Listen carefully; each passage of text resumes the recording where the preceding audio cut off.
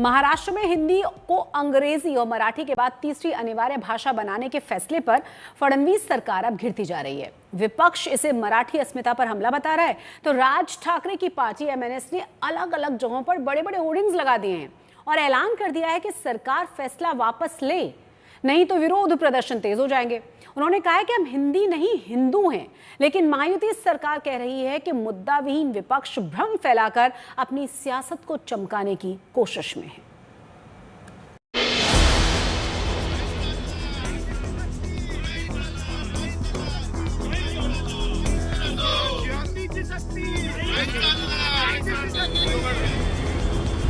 अक्सर मराठी भाषा के सम्मान के नाम पर आक्रामक राजनीति करने वाली महाराष्ट्र नवनिर्माण सेना को बैठे बिठाए नया मुद्दा मिल गया है। मातोश्री के सामने लगाए गए ये होर्डिंग हिंदी को तीसरी अनिवार्य भाषा बनाए जाने के विरोध में है। राज ठाकरे की पार्टी एमएनएस की ओर से लगाए गए होर्डिंग और पोस्टरों में मराठी में लिखा है, हम हिंदी नहीं हिंदू हैं। महाराष्ट्र में नई राष्ट्रीय शिक्षा नीति को लागू करने का विरोध कर रहे एमएनएस कार्यकर्ताओं ने राज ठाकरे से मुलाकात के बाद हिंदी को अनिवार्य बनाने संबंधी सरकारी प्रस्ताव की प्रति जलाकर नाराजगी जाहिर की। आज हमने जो जीआर प्रसारित किया गया था, उस जीआर की हमने जला के उसकी होली करके हमने सरकार को ये एक आह्वान दिया है, इस चीज को आप वापस ले लीजिए, ताकि ये चीज इसका मतलब हिंदी की सख्ती हम पे की जानी नहीं चाहिए। हिंदी भाषा की जानकारी ना होने की वजह से आज तक हमारा कोई नुकसान नहीं हुआ है। कहते हैं ना, डबल इंजन ट्रिपल इंजन की सरकार इनकी चल रही है, तो जैसे ऊपर से आदेश देता है ये मान लेते हैं। मराठी का स्वाभिमान जिस पे इनके पक्ष खड़े हुए, ऐसा इनका कहना है, लेकिन आज जब मराठी को इस तरह से सेकेंडरी ट्रीटमेंट दी जा रही है, तभी आवाज नहीं उठा रहे। अगर आने वाले समय में ये सख्ती से अगर हम पे फोर्स करना चाहेंगे तो आंदोलन तीव्र होगा।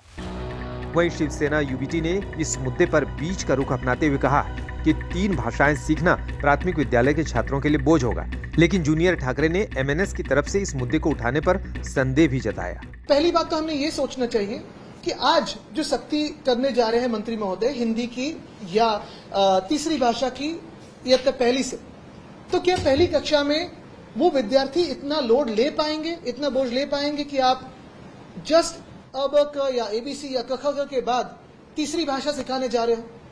जो विद्यार्थी अभी अभी स्कूल में जाने लगा है, क्या उस पर इतना बोझ डालोगे आप कि 3 भाषा उसे सख्त हो सकती है, उसी सख्ती हो सकती है?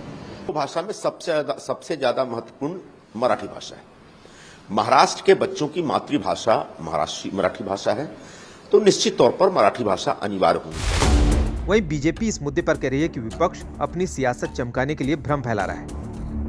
हम सबको मराठी भाषा पे गर्व है और गर्व की अनुभूति है, और भाषाओं की भी जानकारी होनी चाहिए, ये ऑप्शनल है। वहीं एडवोकेट गुणरत्न सदावर्ते ने राज ठाकरे और एमएनएस कार्यकर्ताओं के खिलाफ शिवाजी पार्क पुलिस स्टेशन में शिकायत दर्ज करवाई। उन्होंने कहा कि छात्रों को एक भाषा सीखने से नहीं रोका जा सकता। फडणवीस सरकार कह रही है कि ये कोई नया आदेश नहीं है, बल्कि राष्ट्रीय शिक्षा नीति 2020 का हिस्सा है। उन्होंने कहा कि मराठी पहले से ही अनिवार्य है। हिंदी को जोड़ने का मकसद छात्रों को एक और संपर्क भाषा सिखाना है, जिससे वो देश से और बेहतर तरीके से जुड़ सके। अब ये समझ लीजिए आखिर हिंदी भाषा पर घमासान क्यों हो रहा है। महायुति सरकार ने 16 अप्रैल 2025 को एक विस्तृत प्रस्ताव जारी कर राष्ट्रीय शिक्षा नीति 2020 को लागू करने का ऐलान किया। इसमें 5+3+3+4 संरचना को अपनाया गया है। ये नीति शैक्षणिक सत्र 2025-26 से कक्षा 1 में लागू होगी और 2028-29 तक इसका सभी कक्षाओं में विस्तार किया जाएगा। खास बात है कि मराठी और अंग्रेजी के साथ हिंदी को तीसरी अनिवार्य भाषा के रूप में शामिल किया गया है।